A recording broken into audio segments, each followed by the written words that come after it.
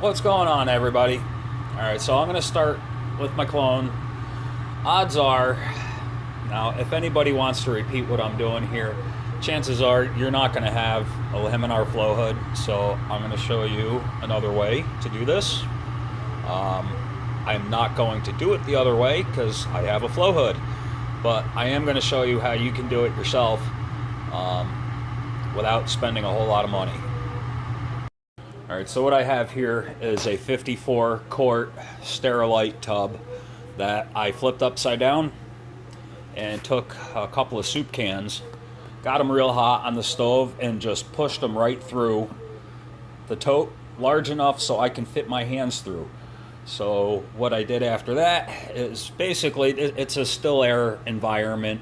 You spray the shit out of the inside with rubbing alcohol, you wipe everything down, and you can put your jars and your condiment cups inside, stack the condiment cups up in the back, upside down, same with the lids. So as you're working, the air from the environment isn't coming down into your petri dishes. Gloves are important. Rubbing alcohol is also very important. You want to spray down your hands, you want to spray down your arms, you want to spray down the gloves.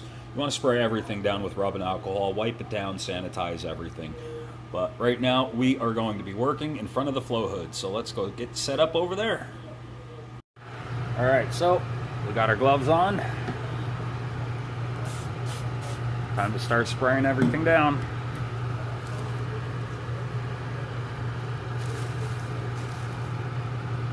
Including my gloves.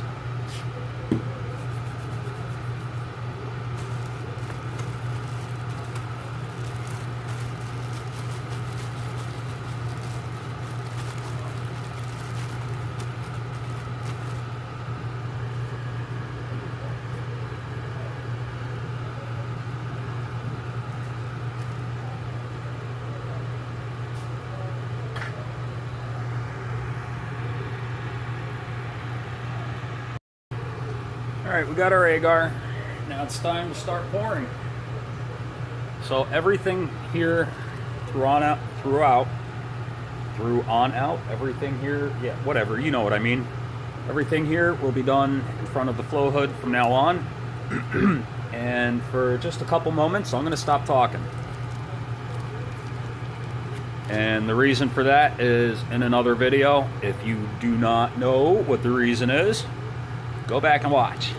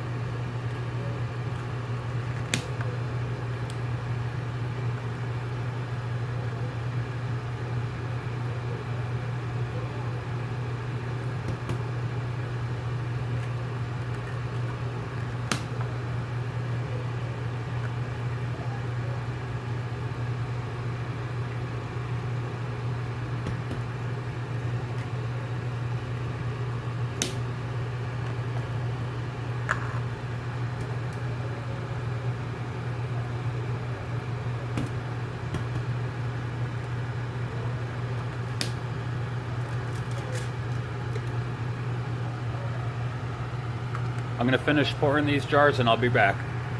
All right, we got all of our cups poured.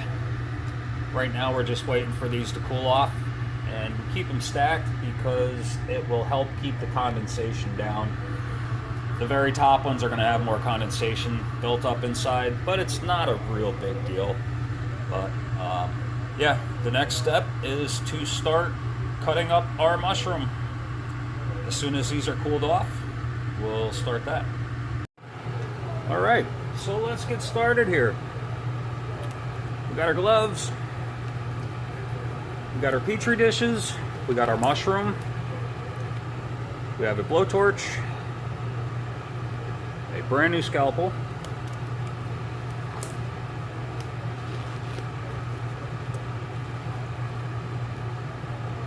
and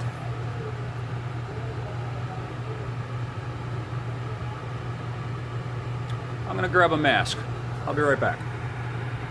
All right, so I got my mask on. Probably sound a little muffled, but that's something we're gonna have to deal with. So now it's time to start sanitizing.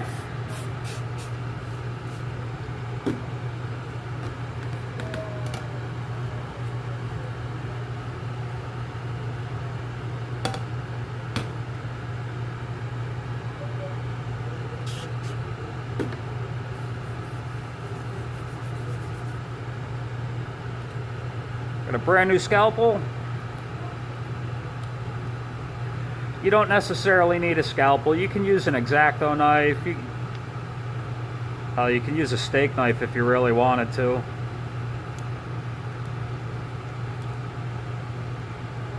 But then you got to make sure your steak knife or whatever you used is sterile. For this, we're not looking for pasteurized, we're looking for sterilized, which is why we're working in front of the flow hood. The agar dishes have been sterilized.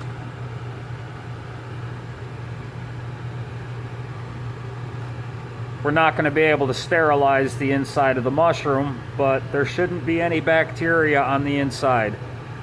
If there is, well, this is going to fail. This whole thing isn't going to work. But we're going to do the best we can and see what happens. I'm going to be honest with you. I don't have any experience cloning wild mushrooms.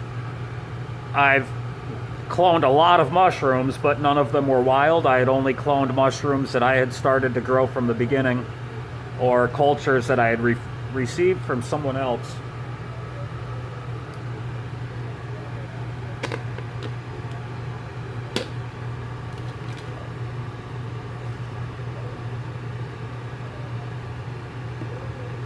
So what we're going to do is get rid of the cap. We're not using the cap. We're only using a little bit of the meat from the inside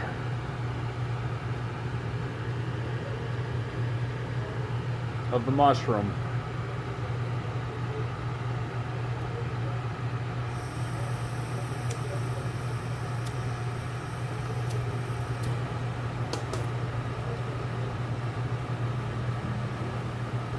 So we don't need this part anymore.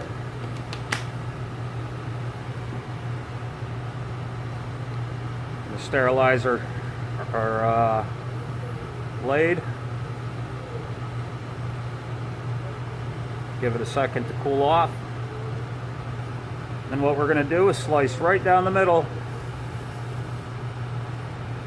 of the mushroom. And we're going to be taking the meat from the inside of the mushroom.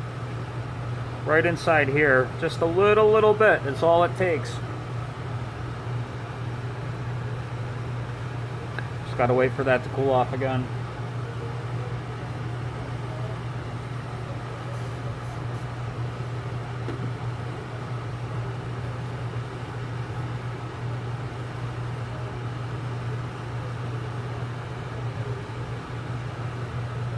Okay, so we got our first dish ready. And we're going to take just a tiny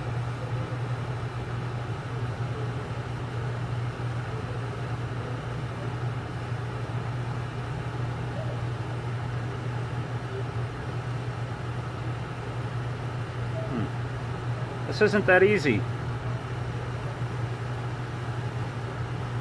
There we go.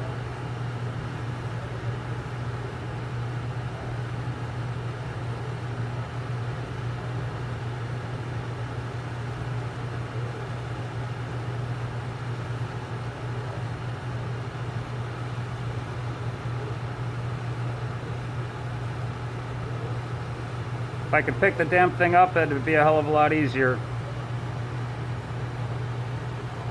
Just a tiny little piece of meat out of the center of the mushroom.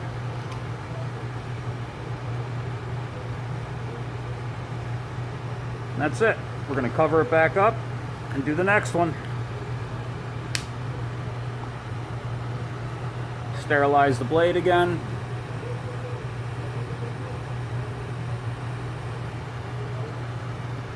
Let it cool.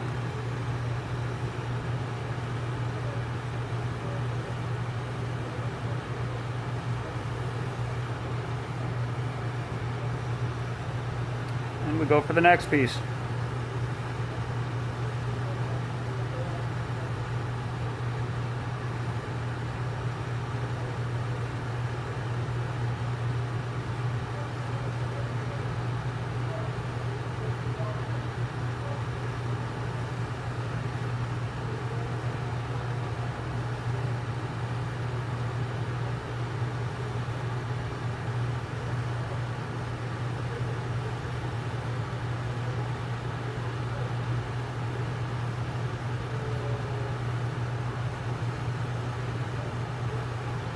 And I'm thinking if I had an X-Acto knife instead of a scalpel, it might be a lot easier. There is a tiny, tiny, tiny little piece of flesh on there, and ultimately that's all we need.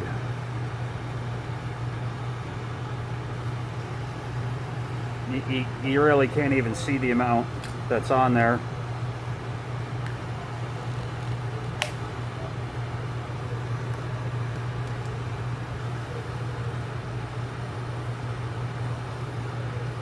Sterilize the blade again.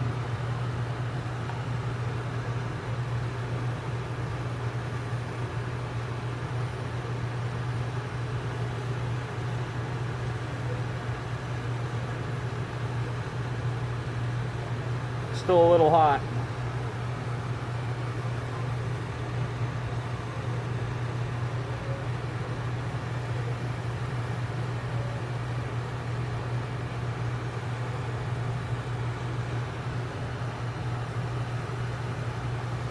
Okay.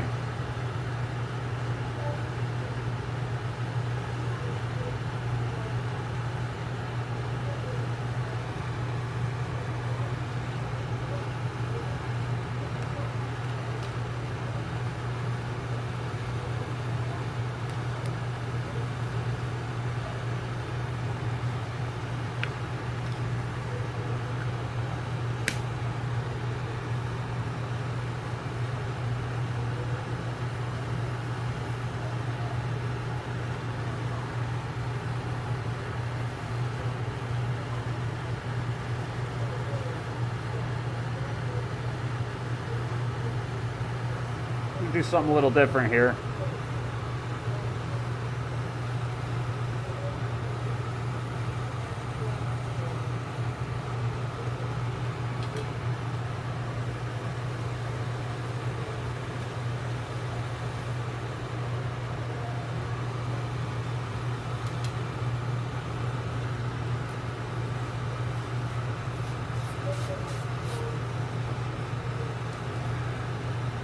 I'm going to try to cut out a piece of meat and put it on the freshly sanitized plate.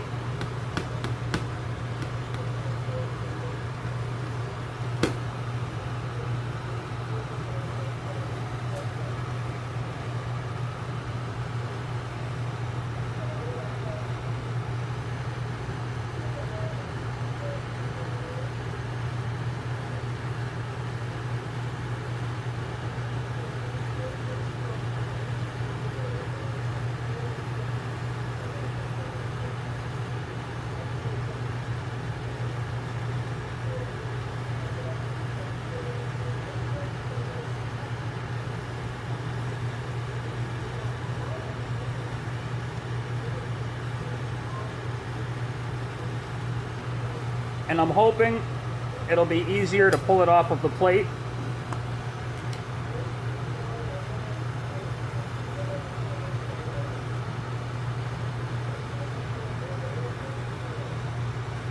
Maybe not.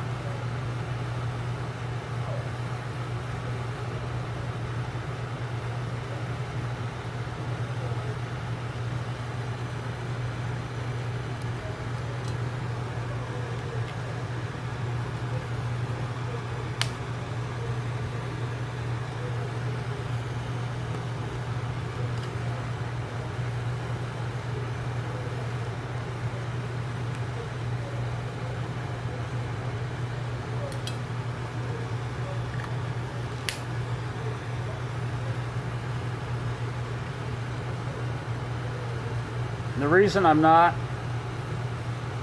continuing to sterilize the scalpel anymore is because I'm not touching the mushroom, the dirty mushroom anymore.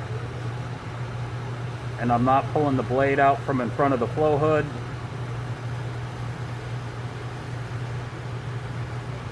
So it should be all right. And do I really need all of these samples? No, I don't. But odds are several of them are going to contaminate out on me. And the more samples I have, the better odds I have of getting a good clean transfer. Even if it does develop bacteria in it. There's been times where I have pulled clean transfers from a contaminated agar plate. If I can get just one little piece of mycelium to outrun the contamination, I can pull it from there and get a good transfer.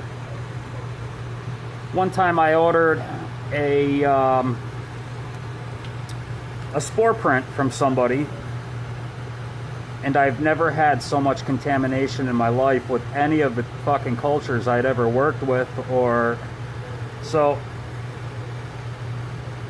I made probably about 15 to 20 different petri dishes from the same spore print, and every single one contaminated out with bacteria.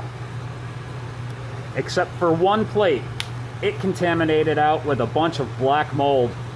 But on top of that black mold was a tiny little white pillow of fluffy white mycelium.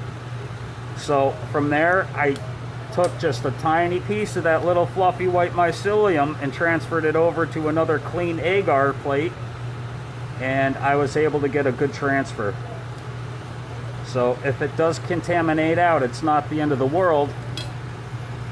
It's just more work.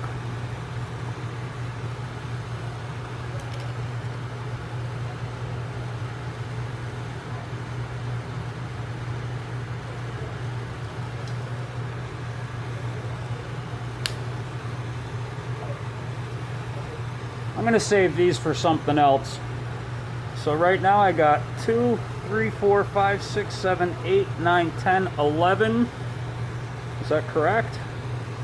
Yep, I got 11 transfers done. And I still got the majority of the mushroom here. I, again, just pulled the meat from the center. And hopefully there's no bacteria inside here from the slugs. So we'll see what happens. I will have an update on this one in 3 to 5 days. All right, everyone, that's all I got for you. Much love. I'll talk to y'all soon. I appreciate you guys for hanging out. And it feels really good to get this mask off my face. I can't stand the fucking masks.